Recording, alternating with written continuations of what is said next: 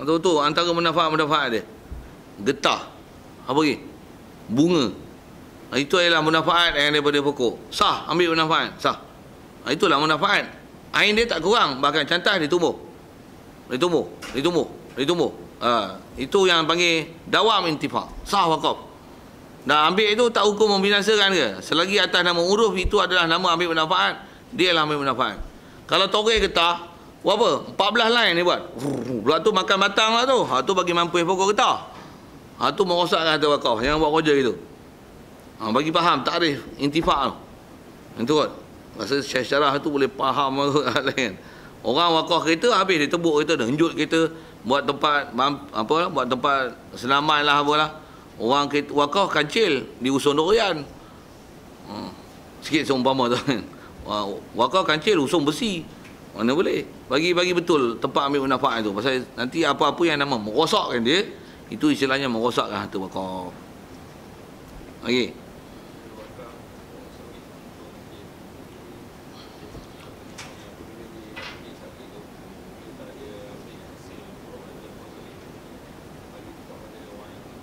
Dia wakaf sawit, lepas tu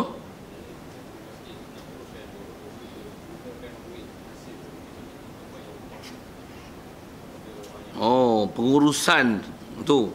Dia buat pengurusan ni dalam kaedah bab wakaf. Dia kalau nisbah individu satu hal. Apa lagi sebut masalah kalau ada nazir jemaah kumpulan tu, itu hal lah. Kalau individu ikut dia nak urus lah. Kaedah dari isi hukum macam ni pasal harta yang diwakaf. Kalau kita adalah orang yang diamanahkan untuk mengurus tu, jadi kalau dia kata sawit ni untuk dimanfaatkan belanja ke masjid, untuk sumbangan guru yang mengajar masjid atau seumpamanya, jadi apa yang dijual hak tu lah. Tu kos dia macam mana? Kalau ikut kaedah, kalau orang yang mengurus tu, kos tu dia boleh tanggung, tak ada masalah pada dia. Pula tu dia buat ada sawit, dia menyambil sambil-sambil je. Jadi tak payah ambil apa-apa upah atau apa lah untuk menguruskan harta wakaf. Itu ialah istilahnya menghidupkan harta wakaf, memelihara harta wakaf, menjaga harta wakaf orang. Sekalipun dengan sebab tu kita bersusah untuk menjaga harta wakaf. Macam mana pun boleh lah kita ambil. Kalau nak ambil, kalau katalah dengan sebab kita mengurus harta wakaf, tak ada kita bila sibuk dengan dia tak boleh buat kerja lain, dan antara kita pun nak makan minum je. Itu adalah antara tempat yang kita buat kerja pun kita boleh ambil bil ma'ruf. Maksudnya istilah dalam fiqh dia panggil boleh ambil ujrah misil, yang biasanya berapa upah orang ambil untuk pengurusan tu, sama ada kita sendiri yang upah untuk kita ngurus, ataupun orang lain yang biasanya dia upah berapa diberi nisbah copnya, jual kedai dan sebagainya. Kalau masalah sawit, berapa boleh ambil, fal ya'kul bil ma'ruf. Suruh pegang urus harta anak yatim sama. Asalnya urus macam mana? Urus je. Kembangkan dia apa-apa tu jual sekupang dia tak boleh ambil. Tapi kalau kata kita urus tu, masalah pula kat kita. Pasal kita pun kena buat kerja lain, tapi tak boleh buat kerja lain pasal duk sibuk ni. Boleh makan dengan ambil ujrah misil. Itu istilah. Menyambil ya? Istilahnya kita khidmat je lah. Tolong hidupkan harta wakaf orang.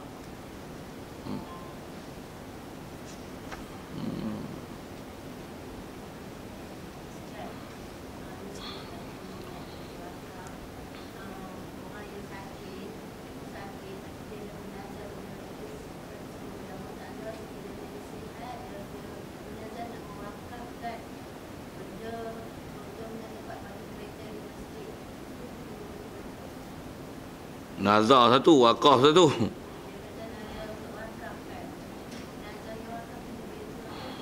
Memang beza dua-dua. Tu kira macam mana? Nanti kalau belajar je boleh jawab dua-dua sendiri. Boleh jawab. Saya tak jawab, tak apa. Pasal kita punya pengajian ni bukan majlis untuk soal jawab nak bagi faham. Sendiri nak faham, sendiri jawab. Itulah baru ilmu dia. Takat soal jawab, saya jawab, dengar je lah. Ni mengaji sampai faham. Esok orang tak faham, kita bagi dia faham. Pasal kita dah faham. Faham? Itu satu tu guna mengaji. Macam mana pun kalau jawab sekali lalu tu, dia nazar. Tak nazar tu satu hal. Kena faham hukum nazar tu. Katalah dia nazar disebut, aku kalau sihat ni, aku nak buat tempat garang masjid, nak buat wakaf, tempat parking masjid. Itulah kan bunyinya. Kalau dia nazar tu nazar lah.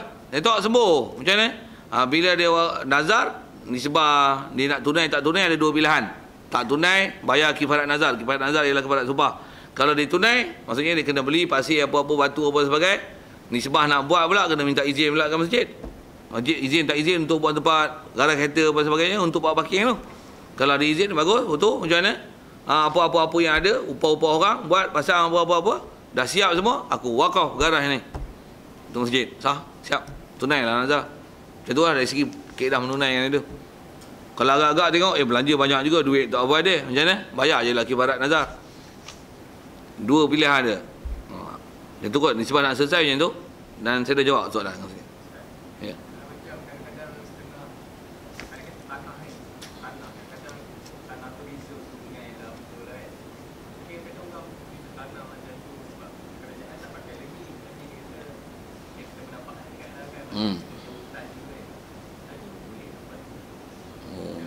Itu luar tajuk wakaf sikit lah. Kaedah tanah awam ni, maksudnya tanah awam kan, tanah reserve kerajaan, tanah reserve ni, bila dia reserve kerajaan, bukan pula milik-milik siapa, milik pun milik kerajaan lah kan, reserve sungai apa sebagainya. Kadang semak itu je, duduk dekat rumah kita tebai tanam pokok, boleh ke manfaat? Asal fik boleh, tak ada masalah. Tu manfaat siapa punya? Kerajaan punya ke kita punya? Kaedah pokok, siapa punya pokok, dia punya pokok. Nah, apa hasil daripada pokok, tuan pokok punya. Kalau apa-apa mudarat pun daripada pokok, tuan pokok bayar. Apa manfaat dia boleh ambil, kalau mudarat hasil pun tuan pokok bayar. Ya.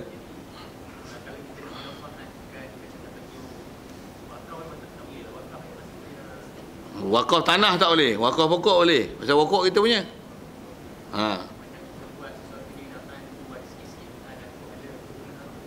Okey. Dia wakaf tu bukan wakaf tanah tu wakaf binaan. Maksudnya kita ada buat dangor satu. Ataupun buat tempat sembah ke apa, tempat lepak ke apa kan. Yang ni wakaf kita sebut tu. Wakaf kalau pasal sebut jadi contohlah sebut bila kan. Saya wakaf ni untuk orang ramai guna. Untuk orang ramai manfaatkan dia untuk guna dan pakai. Wakaf. Jadi wakaf apa? Wakaf dangor tu jelah. Tapak tu je. Esok kalau dia nak pakai, alihlah dangor tu.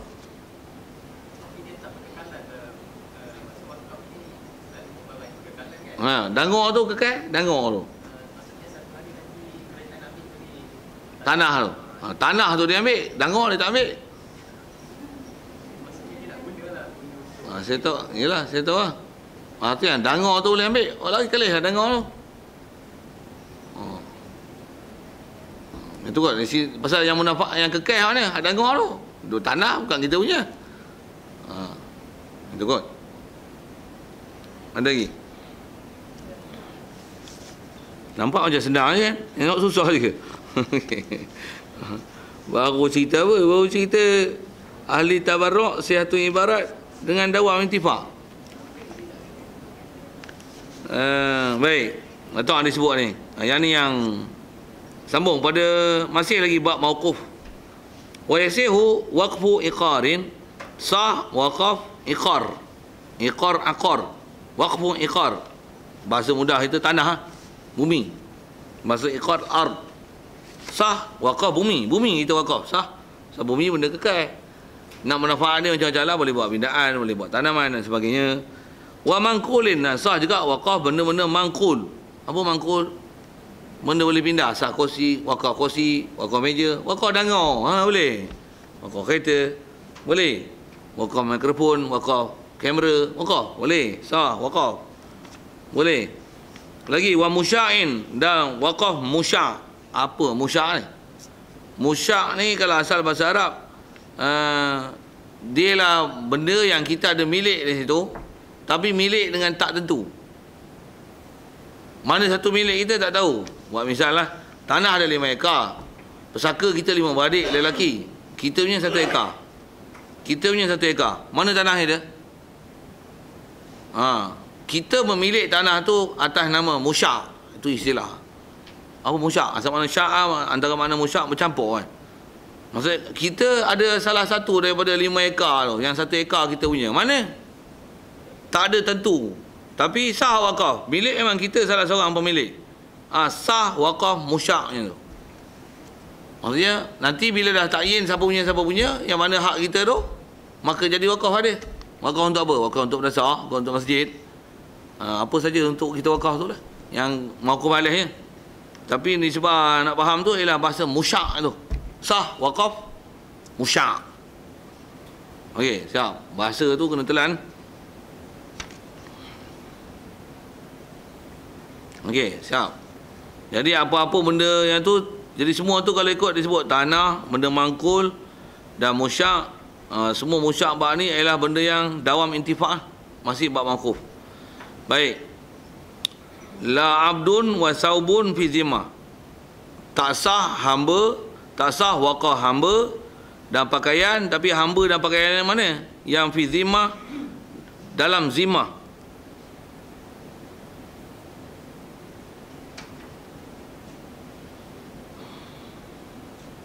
Ya. Apa hamba dan kain pakaian dalam zimmah? Boleh faham? Kalau hamba tu hamba kita, kita wakaf hamba untuk khidmat masjid. Boleh? Boleh hamba kita.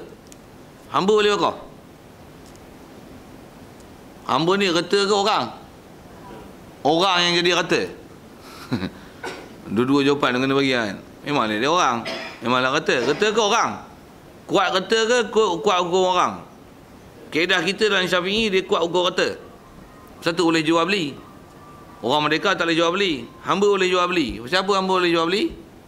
Pasal dia kuat ke reta. Proses hamba pun nak syarah panjang lah. Tu yang kena mengaji. Saya kalau tanya tu saya jawab lah, tapi nak sebut bagi faham. Adakah hamba-hamba dalam Islam? Ada sistem yang sangat teratur dalam Islam babak perhambaan ni. Ya, jadi hamba kita wakaf sah. Pakaian kita wakaf sah. Wakaf jubah untuk imam-imam masjid dan pegawai masjid pakai. Boleh? Boleh. Jadi yang tak boleh hamba dan pakaian yang mana? Hamba dan pakaian fi zimmah. Istilah fi zimmah ni maksudnya bukan milik kita lagi. Dia bakal jadi milik. Tapi dah ada tanggungjawab orang untuk serah ke kita, jual apa, serah ke kita, bahasanya serah. Maksudnya katalah kita dah beli hamba, tak terima lagi, aku wakaf hamba ni, sah? Tak sah. Pasal apa? Hamba tu bukan hamba kita lagi. Jadi tak sah tu pasal dia bukan milik. Jadi dia bukan, jadi wakaf abdin tu dia fi zimmah. Wakaf zimmah tak sah. Jadi disebut tak masalah fi zimmah tu. Contoh dia bagi kepada hamba ataupun pakaian. Pasal bab-bab tu yang kadang-kadang jadi fi zimmah ni. Hatta kalau bumi sekalipun, tanah sekalipun, ataupun mangkul ataupun musyak tadi, yang belum jadi milik kita dengan sempurna, istilahnya qabat. Tu ada bab-bab istilah muamalat agak tak apa faham, tanya lain lah kan. Saya anggap semua ni orang yang boleh telan istilah, tak faham istilah pun, itu istilah nak sebut dulu. Jadi mesti dengan terima dah qabat baru sah untuk benda yang dawam intifak tu diwakafkan. Jadi kalau benda yang belum milik, belum sempurna milik, yang dia fi zimmah tu istilah. Fi zimmah maksudnya dalam tanggungjawab ataupun dalam bakal benda yang jadi milik kita, tapi tak milik lagi, hak tu tak sah wakaf. Hak tu tak sah wakaf.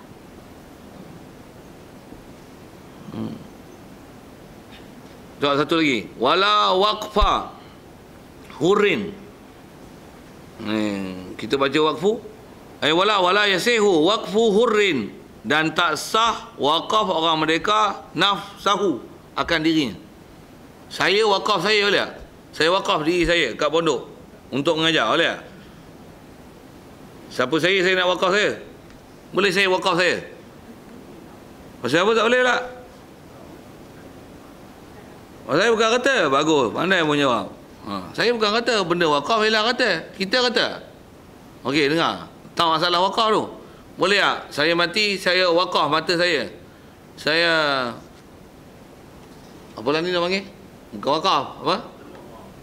Derma organ. Saya nak derma mata saya.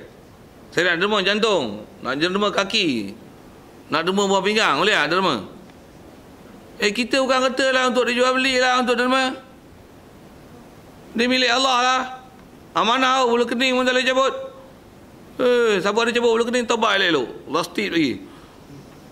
Bulu kini pun tak boleh cabut. Ni kau pandai-pandai pula kau nak wakaf diri kau untuk bagi manfaat kau orang. Kepala otak kau, bukan kau punya. Buat wakaf tak boleh. Pinjam pun tak boleh. Boleh pinjam lah. Ambil buah pinggang pergi pinjam kau orang boleh. Untuk nanti pakai balik. Jual boleh jual. Gila weh jual. Tu. Bahasa-bahasa tu derma darah boleh tak? Derma darah. Darah. Sorry. Darah. Derma darah boleh? Bahasa derma tak betul lah. Dia bukan derma tu. Bagi darah. Atau hadiah darah. Macam mana pun saya sebut bahasa derma tu tak betul. Pasal dia bukan derma. Ni kan derma. Derma mesti kata darah harta ke? Darah apa? Najis. Tarik boleh derma? Derma tarik boleh tak? Gelak siapa? Tak manfaat. Buat baju manfaat apa? Tarik kambing tak boleh pasal najis. Najis mana boleh untuk diistilahkan sebagai harta. Najis kau kata. Najis mana boleh jual beli. Tak faham tu pergi ngaji buat jual beli balik. Saya tak ajar jual beli, saya ajar wakaf. Tapi sambil-sambil tu pasal nak sebut bila tak boleh tak boleh wakaf, tak boleh pinjam, untuk mana boleh nak derma ke, mana boleh derma. Tapi dah fatwa mazhab kita boleh. Ni ngaji kitab faham. Macam mana dia boleh kata boleh Pasal dia ada dasar kemazhaban yang majlis fatwa atau pasal fatwa. Dia bukan fatwa syariat. Fatwa apa? Fatwa kerajaan. Kasar sikit ayat tu. Hantar kasar tak kasar. Ni Syekh Nuruddin kena ban macam ni Masalah isu tu derma organ. Pasal apa? Dia kata jawapan macam saya. Kami ngaji pondok, ngaji kitab macam ni. Memang tak boleh. Untuk dia kata tak boleh. Orang tak setuju dengan dia, gunakan fatwa ayat yang disebut, bercanggah, mengeluarkan hukum yang bercanggah dengan fatwa kebangsaan, mengatakan organ tak boleh diderma. Lagi apa dia sebut? Yang bercanggah dengan kerajaan?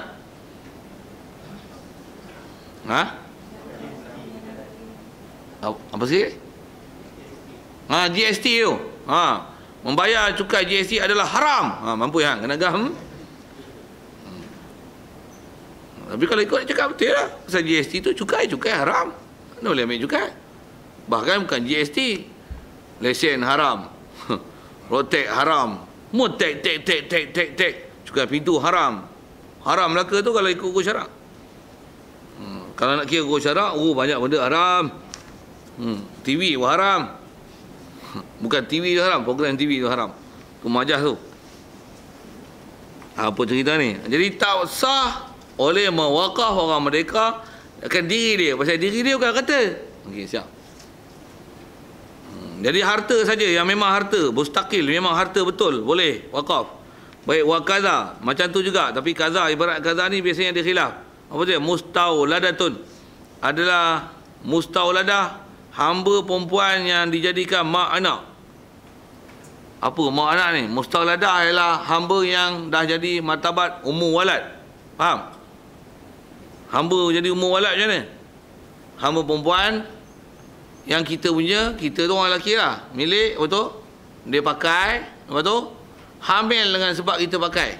Jadi mana-mana hamba yang kita pakai, hamil dengan kita pakai, perempuan tu, hamba tu, dia dapat martabat ummu walad. Bila kita mati, dia merdeka. Tak sah juga untuk diwakafkan. Pasal apa? Pasal dia nanti ada kait merdeka dengan kita mati. Tapi kaza tu ada khilaf. Bahasa kita ni kalau kaza tu, macam dia duduk nyanyi tu, wakaza. Tentu tak nyanyi kan. Saya nak ambil kaza tu saja. Kaza. Bila ada kaza tu maksudnya ada khilaf. Kalau dengan atau saja selalu kuat, tapi wakaza tu macam demikian juga. Maksudnya ada khilaf tentang umum walad. Wa kalbu mu'allamin. Begitu juga anjing yang diajar untuk memburu. Siapa? Anjing najis. Najis boleh jual beli? Boleh wakaf? Tak boleh wakaf. Pasal tak sah ambil manfaat. Tak boleh jual najis, tak boleh wakaf najis. Sebut tu. Atas kaedah kita Syafi'i, anjing sekalipun boleh ambil manfaat dan kekal manfaat dia dengan dia hidup. Tapi oleh kerana anjing adalah mughallazah, mengikut kaedah kita Syafi'i, maka anjing tak sah untuk di wakaf. Walaupun anjing ni dia ajar bu ataupun ajar kesan apa penjenayah dan sebagainya, kesan dadah. Kalbin wa kadza kalbu muallamin wa ahadu abdaihi fil asah. Dan dia wakaf macam ni, salah seorang daripada dua hamba dia. Hamba boleh wakaf, tapi saya wakafkan salah seorang hamba saya, sah tak? Pasal apa tak sah? Bagus, tak takyin. Mana boleh salah seorang? Saya ada dua anak perempuan, saya nikahkan dengan pengantin tu. Kenapa? Aku nikahkan akan nikah dengan salah seorang anak perempuan aku, sah? Mana boleh, dia mesti takyin. Ni pun mesti takyin salah satu dua hamba, mana boleh. Mesti hamba mana? Hamba yang nama Jebon, ni. Okey. Jebon tu saja boleh Jebon sikit. Fil asah. Itu adalah pendapat yang paling sahih. Ahadu abdaihi kalbun mu'alamun mustaladah tu tak ada. Tak boleh juga wakaf. Walau waqafa binaan au ghirasan fi ardin mustajaratin lahuma falasahu jawazuhu. Baik, kalau seseorang dia wakafkan satu binaan, buhlah contoh tadi dangau, au ghirasan ataupun tanam-tanaman, ghiras, fi ardin mustajarah. Binaan ni begitu juga tanaman ni ada pada bumi yang disewa, lahuma bagi kedua-duanya. Mustajarah lahuma li bina ataupun ghiras. Memang bumi ni sewa untuk dibuat binaan, sewa untuk buat tanaman. Memang statusnya status pertanian ataupun status perumahan, katalah gitu. Tanah milik orang pasal kita sewa. Boleh tak sewa rumah yang dibina dalam tanah sewa? Boleh wakaf. Jadi sewa memang boleh. Sewa tanah boleh. Buat rumah boleh. Dah diizin untuk buat rumah. Lepas tu sewa rumah boleh? Boleh. Wakaf rumah boleh? Boleh. Yang tak boleh wakaf tanah, pasal tanah orang. Kalau nak wakaf juga dengan tanah-tanah kali, beli tanah sekali lah. Pokok kita tanam, tanah-tanah orang kita sewa. Sewa tanah. Buat pertanian, tanam sawit. Untuk kita tak nak sawit tu, tadi kita wakaf pokok, boleh. Tapi tanah sewa, boleh. Tu isu tadi tu. Semua tadi bukan tanah sewa, tanah rizab. Boleh? Boleh. Pasal apa pula boleh? Pasal pokok kita punya, binaan kita punya. Mana yang milik kita sah untuk kita wakaf. Nak sebut tu. Mana milik kita sah untuk kita wakaf.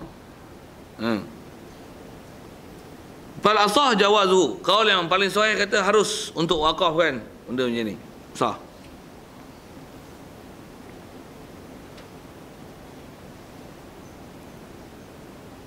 Okey, itu adalah syarat mauquf. Fa in waqafa ala muayyanin. Yang ni mauquf alaih pula. Baru dua perangan dah. Habis tak habis tu satu hal kan. Tak habis kita bersama malam. Itu saya punya ayat kan. Dia pun boleh tunggu, tak ada ayat rumah petangnya. Macam mana pun soal kalau ada tu, nanti tangguh tu. Rest sikit otak. Kumpul lukut ada soalan apa-apa. Kalau saya boleh jawab, saya jawab. Tak kerti juga. Macam mana pun soal baru sekadar kita bicara tentang waqif dan mauquf balik. Dan mauquf. Ya.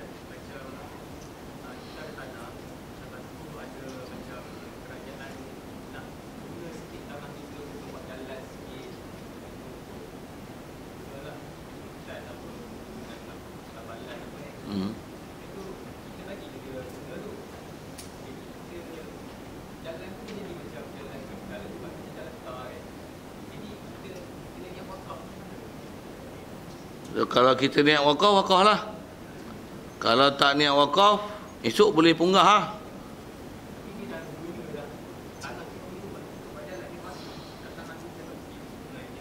Kita bagi izin tu izin apa? Izin. Macam dah kekal, macam dia punya pula. Di atas kita nak kekalkan dia atas nama wakaf, ikut kita lah pasal kita punya. Kita nak tuntut balik pun sah pasal kita bagi izin ni untuk guna untuk majlis tu aja. Dan kalau ikut dari si kaedah dia dah guna jalan raya, kalau dia biarkan batu apa pasir tu kat kita, dia bagi kita milik lah. Kalau dia nak juga, ambil balik, tu kampung balik lah tanah hang korek tu. Dari segi hak, banyak juga kalau bab tu lah. Kalau bicara bab tu. Cuma atas kata, boleh tak tanah tu kita niat wakaf? Sah? Ya? Boleh ya? Cuma dalam geran esok kena potong jalan dia ambil sikit tu. Pada esok, kelahi dengan jawatan ukur. Dia ukur, ni masuk jalan kawasan Cik. Jalan ni terlibat dengan jalan raja punya lah tu. Macam mana boleh tuntut, tak boleh tuntut?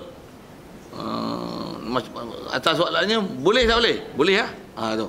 Cuma apa aplikasi dia selepas tu, sendiri tanggung lah. Maksudnya di sebelah geran, di sebelah pemilikan, nak jual tanah, apa seumpama tu. Esok kelahi macam hal tu. Tapi dari segi atas nama, boleh tak? Ya, boleh. Dan selagi orang ambil manfaat jalan tu dengan sebab kita izinkan dia pakai atas nama kita wakaf, selagi ada jalan tu, selagi tu pahala kita. Itu kan. Ada lain. Rumah sewa yang dibuat wakaf. Okey, dia buat rumah untuk dia wakafkan rumah tu. Ya. Oh, rumah tu dia sewa. Macam mana tu? Rumah dia kalau dia sewa macam mana nak wakaf? Tampar sekali. Rumah siapa kau nak wakaf? Okey. Silap soalan. Okey. Perasan sendiri tu bagus, senang. Ada lain? Ya, Ustaz.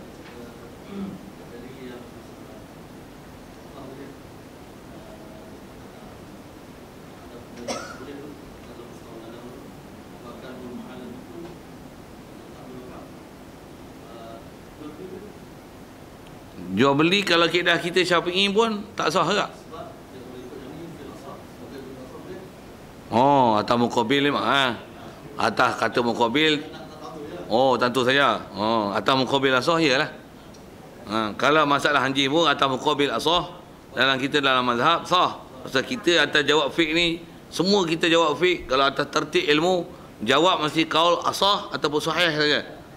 Kalau muqabil, jawab muqabil memang tak ada masalah.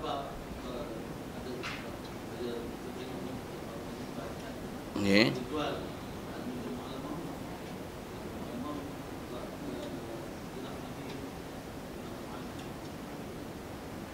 Ya, macam mana pun dari segi kaedah kita asal kalau atas qaul asah tak boleh jual, tak boleh wakaf. Kalau nak juga harga di atas anjing tu, kaedah hebah jelah. Kalau atas kaedah yang biasa dibuat kan, dengan kaedah kata anjing itu adalah mutan najis, dia mutan najis tak sah nak jual beli. Pasal najis tak sah untuk dijual beli. Dia tak panggil harta pun, dia panggil ikhtisas dalam kaedah-kaedah fiqh. Bila atas nama ikhtisas, dia tak sah jual beli pasal dia bukan mal. Bila tak panggil mal, tak sah jual beli, tak sah wakaf. Jadi kalau atas muqabil asah tak payah sembang, memang sah. Okey. Atas qaul asah nak juga manfaat daripada anjing, macam mana? Kaedah dia hebah. Kau nak anjing ni macam mana pun hebah dengan berbalas, dia aku jual beli, dia hebah bisawab. Apa nak sebut tadi, antara kaedah dia kalau selain daripada masalah minta upah ni, anjing ni dah pandai macam ni lah, aku dah pandai ajar buru macam ni, aku nak minta duit atas aku ajar anjing ni bagi pandai. Berapa? 3,000. Anjing tu memang harga 3,000 pun. Tapi kita ambil bukan atas nama jual, nak ambil atas nama aku ajar anjing ni sampai pandai baru. Kaedah dia macam ni, tengok. Ambil macam ni, bunyi macam ni, ajar macam ni, lompat macam ni, tangkap macam ni, lepas macam ni, balik macam ni, ajar macam ni. Kau buat? Okey, puas hati? Okey, aku yang ajar dia susah bayar ni, kau nak bayar aku 3,000 upah aku je. Itu kaedah-kaedah yang dibuat oleh ulama untuk selesaikan supaya nak boleh ambil manfaat daripada anjing yang dia muntah najis yang tak sah jual beli atau wakaf lah. Betul.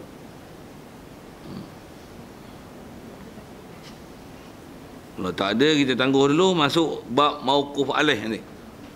Dia memang bab ni dia susah pun depan je, dah sampai di belakang ni ada bab senang-senang. Bila dah faham asas dalam bab masalah wakaf ni, CP dah tahu, baca pun faham dah. Cuma kok bahasa klasik je sikit. Bahasa Minhajul Talibin ni bahasa dia agak klasik ke lah kan.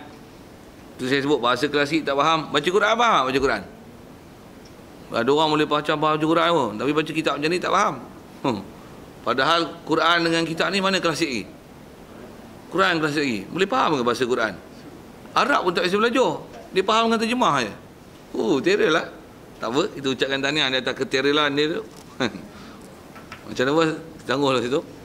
InsyaAllah sambung selepas ini.